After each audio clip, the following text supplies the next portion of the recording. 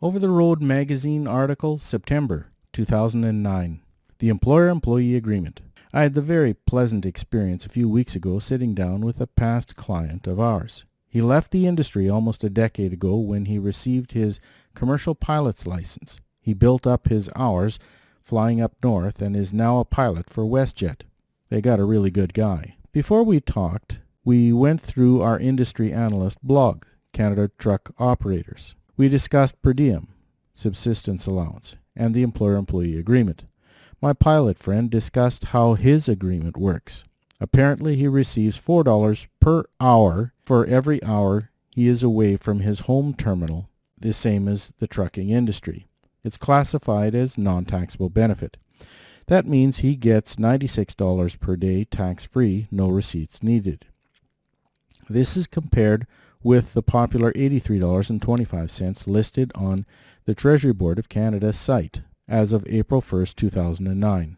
Other industries, such as the pipeline industry, gets anywhere from $95 to $125 per day tax-free, depending on accommodation and agreements. There are many industries that use the system with varied terms of agreements. Some agreements are as detailed as if the employee leaves their home before 8 a.m., they qualify for breakfast. Otherwise, they qualify only for lunch. The variation of agreements are too numerous to calculate.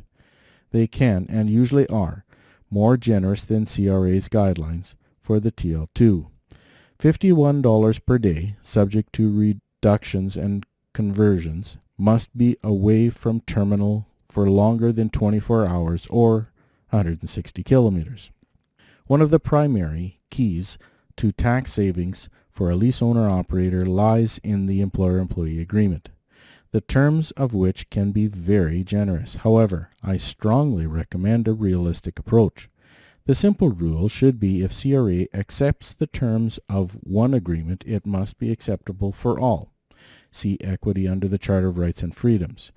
The two approaches that seem to work well are one meal for every 4 hours in travel status for those who break meals up in a day, or a simple yes-no question such as, were you in travel status longer than 8 hours today? So far, for properly applied agreements, it has worked fantastic. Knock on House of Commons wood.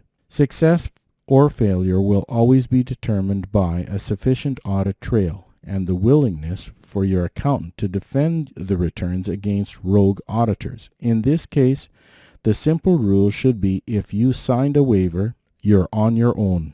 Over the next several years, operators will be using the system more and more. Unfortunately, if it's not applied correctly, some operators will be hung out to dry.